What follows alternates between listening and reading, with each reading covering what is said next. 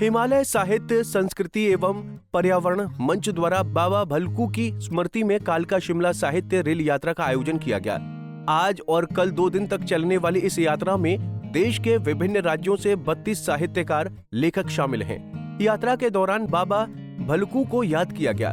Shimla railway station पर सभी लेखकों का हिमाचल की ओर से सम्मान और स्वागत किया गया और स्वास्थ्य मंत्री धनीराम शांडिल ने यात्रा को रवाना किया।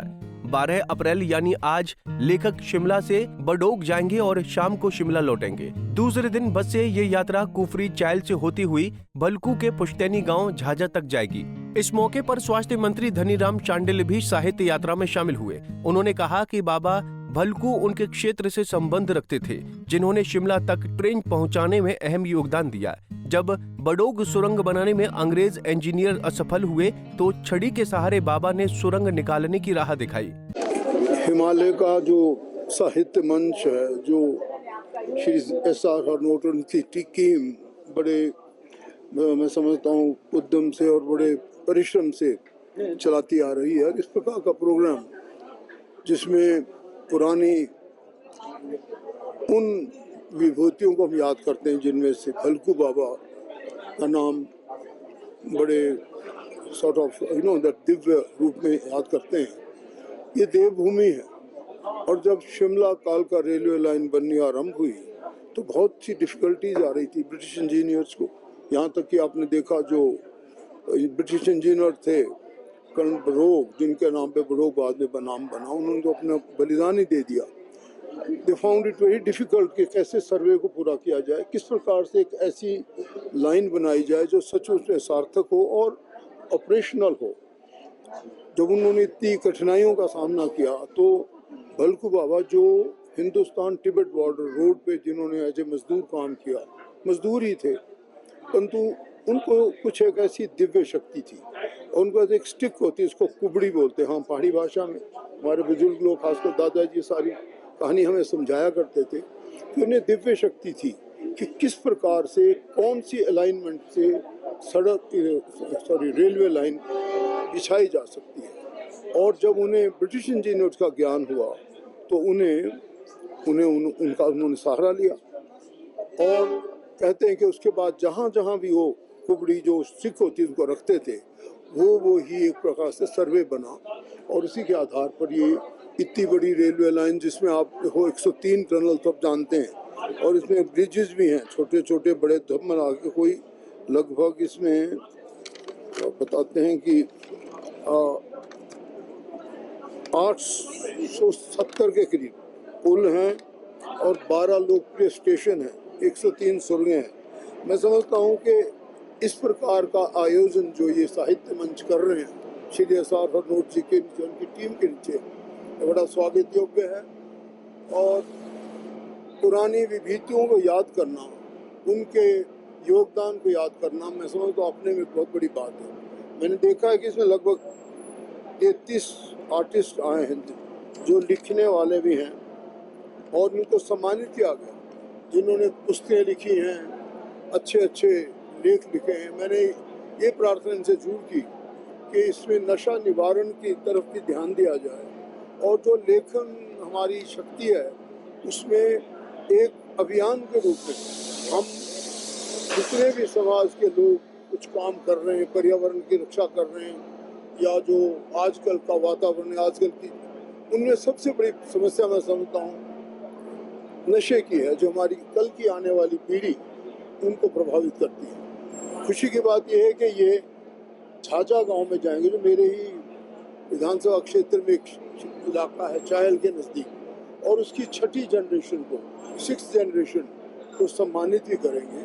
और मैं जहाँ पे इस देवभूमि में सबका स्वागत करता हूँ, इस प्रकार के काम आगे बढ़ते जाएं जो राष्ट्र निर्माण में और हमारे प्रदेश के अभ्युदय में और उत्थान के लिए सार्थक सिद्ध हो। मैं इनका एक बार सबका स्वागत करता हूँ और इस प्रकार के कार्यक्रम होते रहें, इसकी कामना करता हूँ। वहीं इस मौके पर हिमालय साहित्य संस्कृत एवं पर्यावरण मंच के अध्यक्ष एस.आर. हरनोट ने कहा कि देश भर के 32 साहित्यकार शिमला कालका ट्रैक पर निकले हैं।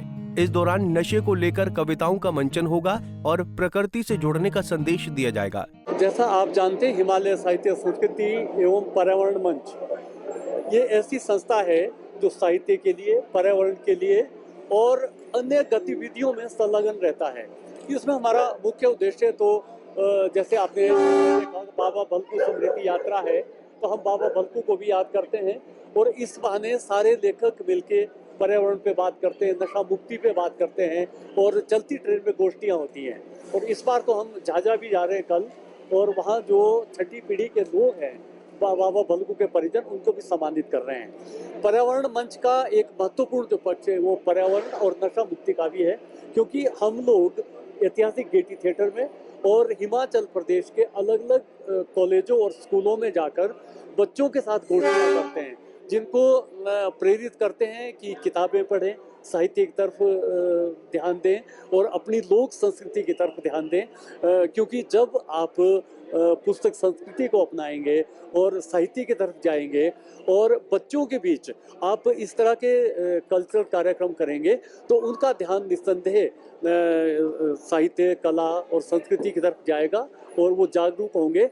और हमारा ये उद्देश्य रहता है कि हम साहित्य की तरफ से। ये देश में पहला इस तरह का एक अलग सा एक जो ट्रेन में जो इस तरह से, ये ट्रेन का तो देश में पहली तरह का कि चलती ट्रेन में हम गोष्ठियाँ करते हैं, क्योंकि ये छुक छुक ट्रेन है, आस्ते आस्ते चलती है।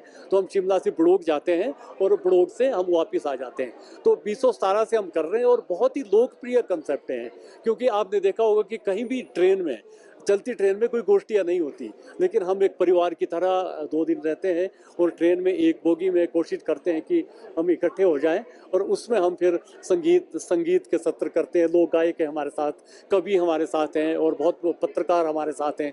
तो हम आपस में वर्तमान को लेके, जो वर्तमान में जो समय है हमारा, उसके साथ कैसे हम साहित्य को जोड़ें, कैसे संस्कृति को जोड़ें, पर्यावरण के लिए हम क्या कर सकते हैं। और क्योंकि ये देश से 32 लेखक हमारे साथ हैं, मुंबई से हैं और मध्य प्रदेश से हैं और उत्तर प्रदेश से हैं और हिमाचल के कोने कोने से लेखक हैं। तो हम इस बहाने, क्योंकि यहाँ तो इकट्ठे होते हैं, लेकिन जब अपने क्षेत्रों में लोग जाते हैं, टीचर हमारे साथ सारे हैं, तो एक मैसेज उनका ये भी रहता है कि जो सिलेबस हम पढ़ा रहे हैं स्कूलों में, या जो मतलब रूटीन है, उससे हटके हम साहित्य, संस्कृति और पर्यावरण की तरफ और नशा मुक्ति की तरफ बच्चों का आकर्षित करें। पंजाब केसरी टीवी के लिए शिमला से योगराज शर्मा की रिपोर्ट। हमसे जुड़े रहने के लिए हमारे YouTube चैनल को सब्सक्राइब करें और नई वीडियो की नोटिफिकेशन के लिए बेल आइकॉन को दबाएं। अगर आप ये वीडियो Facebook पर देख रहे हैं तो लाइक जरूर करें और ज्यादा से ज्यादा शेयर करें। इसी तरह के और भी अपडेट्स के लिए फॉलो करें हमारा Instagram पेज himachal.ke।